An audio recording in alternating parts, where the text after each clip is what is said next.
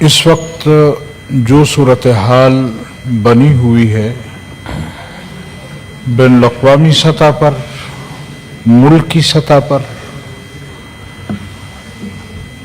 اس میں دو رائے نہیں ہے کہ ملت پریشان ہے اور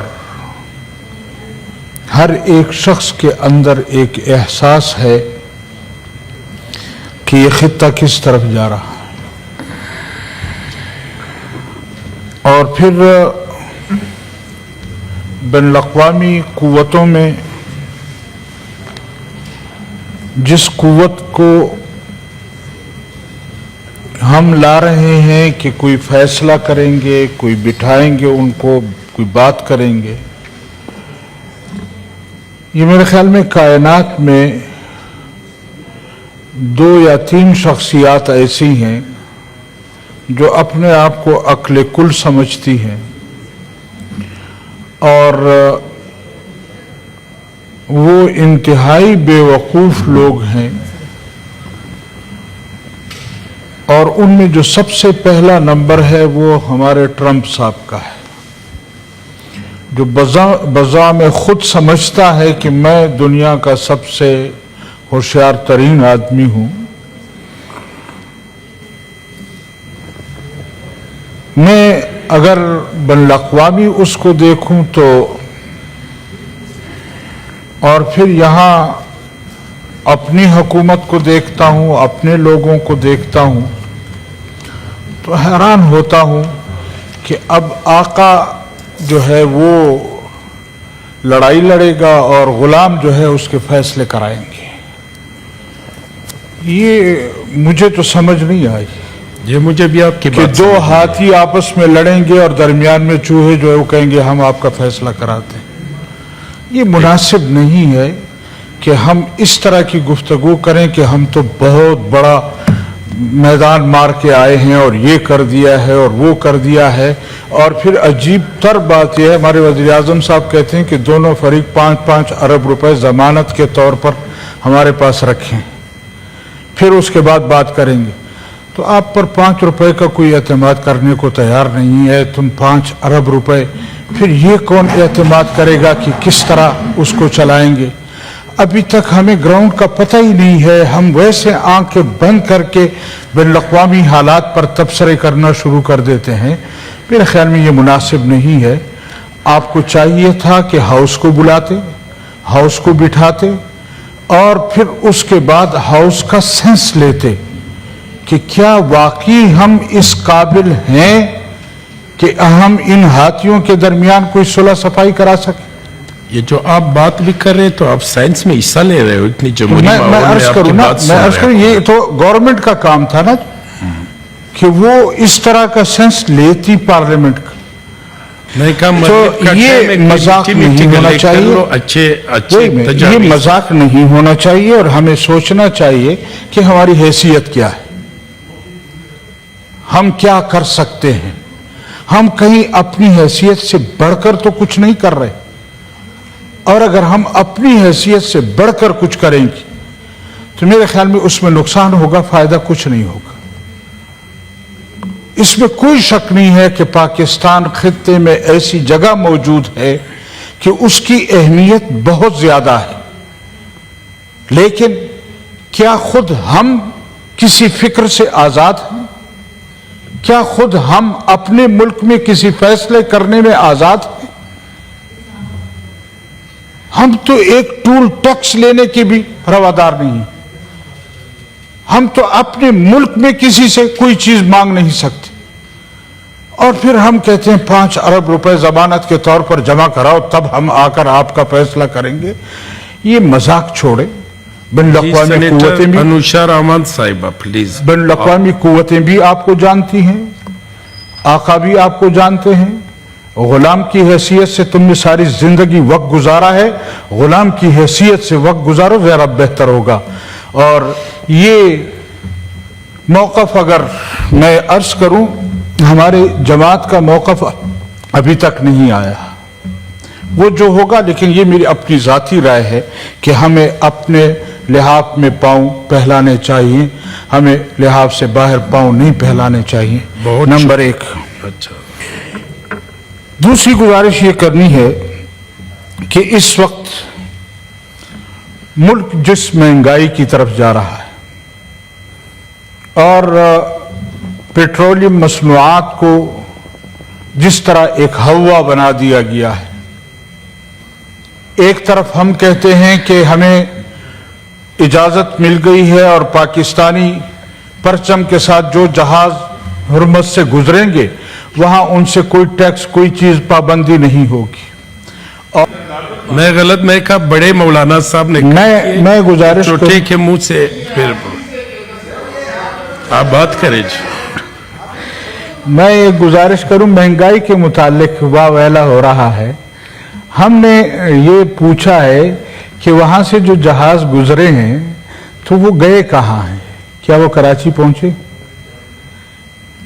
کیا ان کا تیل اتارا گیا ہے؟ کیا کہیں اور تو نہیں بھیجے گئے؟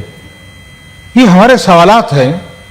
اگر آپ اس پر ناراض ہوتے ہیں کہ آپ یہ سوال بھی نہ کریں کہ جس شخص نے جہاز گزارے ہیں ان سے یہ پوچھے بھی نہیں کہ کس کے جہاز گزارے، کس کو پہنچائے ہیں، تو پھر ٹھیک ہے، آپ خاموش رہیں، ہم تو خاموش نہیں رہیں گے، ہم تو اپنی بات کریں گے، ہم تو پوچھیں گے۔ اور ہمارے مرکزی جماعت نے کال دی ہے جمعے کے دن مہنگائی کے خلاف احتجاج کرنے کی، آپ کو بتائیں گے کہ حقیقی معنوں میں اس قوم کی نمائندگی کرنے والے لوگ کون۔ یہ فارم 47 کے لوگ قوم کی نمائندگی نہیں ہے، اور یہاں پر موجود قوم کے نمائندے آپ کی رہنمائی کرتے رہیں گے، آپ کو بتلاتے رہیں گے، اور آپ دیکھیں گے کہ جمعے کے دن یہ قوم کس طرح نکلتی ہے، اور حقیقت میں اس ملک کے مشکلات سے نکالنے کے لیے قیادت کی سوچ کیا ہونی چاہیے، کس طرح اس ملک کو اور اس قوم کو مشکل اس سے نکالا جاتا ہے۔ اور جب ہماری اپنی سوچ نہ ہو، ہم کسی دوسرے کی سوچ کو اپنا کر ملک کی خدمت کرنا چاہیں گے تو ایسا نہیں ہوتا۔ لہذا میں دست بستہ آپ سے بھی گزارش کروں گا کہ کم از کم ہمیں بولنے کی اجازت ہونی چاہیے، ہمیں کم از کم آپ اس سے نہ روکیں کہ فلاں کے خلاف بات نہ کریں، فلاں کے خلاف بات نہ کریں۔ یہاں نہیں کریں گے تو کہاں کریں گے؟ میرا صرف گزارش یہ تھا کہ لیڈر آف دی ہاؤس اور لیڈر آف دی اپوزیشن نے بڑی اچھی ماحول میں بات کی، ماحول کا اس میں ردم یہ ان کی ضرورت بھی ہے حضرت کہ بچے اچھے ماحول میں۔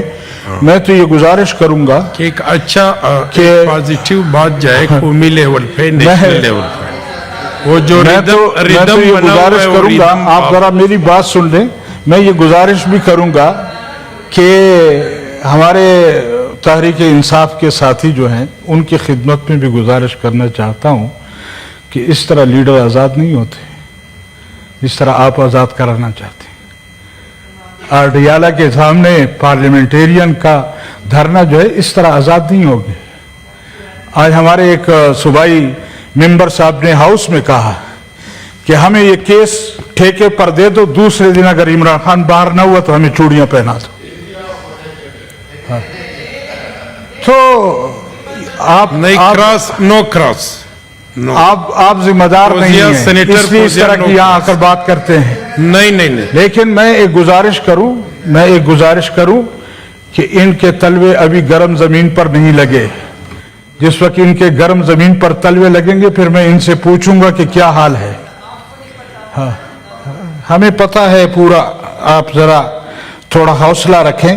لہذا آپ میں تو اتنا حوصلہ نہیں ہے کہ کسی ہاؤس میں اپنا لیڈر آ کر بٹھاتے، دوسری پارٹیوں کے لیڈر بٹھا کر ہمیں کہتے ہیں کہ ہم نے تو 30 بار خان کر لیا ہے۔ گزارش یہ ہے کہ ہم اس ملک کی سیاست میں جس طرح چل رہے ہیں اس طرح یہ ملک نہیں چلے گا۔ ہم جن کی خدمت کرنا چاہتے ہیں اس طرح خدمت نہیں ہوتی۔ ہم نے اس ملک کی وفاداری کا حلف اٹھایا ہے اور ہمارا کارکن، ہماری جماعت ہمارے ساتھی اس ملک کے ایک ایک انچ پر اپنا خون بہانے کو تیار. ان کی تاریخ بھی ہمیں معلوم ہے کہ ان لوگوں نے ملک کی خدمت کتنی کی ہے اور اپنی خدمت کتنی کی ہے. لہذا اس طرف نہ جائیں. ہم اس ملک کو بھی جانتے ہیں, اس کے جغرافیے کو بھی جانتے ہیں, یہاں کے لوگوں کو بھی جانتے ہیں, اور ان لوگوں کو بھی جانتے ہیں کہ رات کی تاریکی میں کہاں کہاں باتیں ہوتی ہیں اور کس طرح ان لوگوں کو اقتدار میں لایا جاتا ہے. لہذا ہمیں اس بات پر مجبور نہ کیا جائے. میں ایک مرتبہ پھر گزارش کروں گا کہ مہنگائی اس قوم کا مسئلہ ہے, اور جمعے کے دن انشاءاللہ جمعیت علماء اسلام کے کارکن آپ کو بتائیں گے کہ احتجاج کسے کہتے ہیں, احتجاج کس طرح ہوتا ہے, اور پھر ہم دیکھیں گے کہ آپ کیا کرتے ہیں. عجیب بات یہ ہے کہ بین الاقوامی سطح پر پیٹرول کی کیا پوزیشن ہے. ہمارے ملک میں آنے کی ان کو کھلی اجازت ہے اور ٹیکس معاف کر رہے ہیں, اور ادھر ہم آئے روز اس کی قیمتیں بڑھا رہے ہیں, اور 400-500 تک پہنچا کر پھر کہتے ہیں ہم نے 80 روپے کم کر دیے. کیوں اس ملک اور قوم کے ساتھ مذاق کرتے ہیں؟ کیوں اس لوگوں کو آپ نے پاگل سمجھا ہوا ہے کہ یہ قوم کچھ نہیں سمجھتی؟ آنکھیں بند کر کے ہم جو فیصلے کریں گے اور ہمیں اوپر سے جو آرڈر ملیں گے ہم اس طرح کریں گے. لہذا اس قوم کے درد کو پہچانیں. اس ملک میں مہنگائی ایک پیٹرول میں نہیں ہوئی. پیٹرول تو نام ہے, ڈیزل تو نام ہے. گزارش یہ ہے کہ آج ریڑی میں جو غریب چھابڑی والا وہ کس پریشانی کا سامنا کر رہا ہے, میرا مزدور کس پریشانی کا سامنا کر رہا ہے, جس کے گھر میں 5-6 بچے بیٹھے ہیں وہ کس پریشانی کا سامنا کر رہے ہیں. ہمیں کوئی پرواہ نہیں ہے غریبوں کی. لہذا جمعے کو ہم انشاءاللہ تعالی احتجاج پر جا رہے ہیں, اور اس قوم کو اور اس ملت کو اور یہاں کے لوگوں کو بتائیں گے کہ اصل قوت کس کی ہے, اصل قوت کے اور قوم کے نمائندے کون ہیں. لہذا اس چیز پر آپ مہربانی کریں. اب اگر یہ ضمانت مل گئی ہے پاکستان کو 5 ارب روپے دونوں طرف سے, تو پھر ذرا ڈار صاحب ہمیں بھی خوشخبری سنا دیں تاکہ ہم بھی کوئی مستقبل کا سوچیں کہ کیا کرنا ہے کیا نہیں کرنا.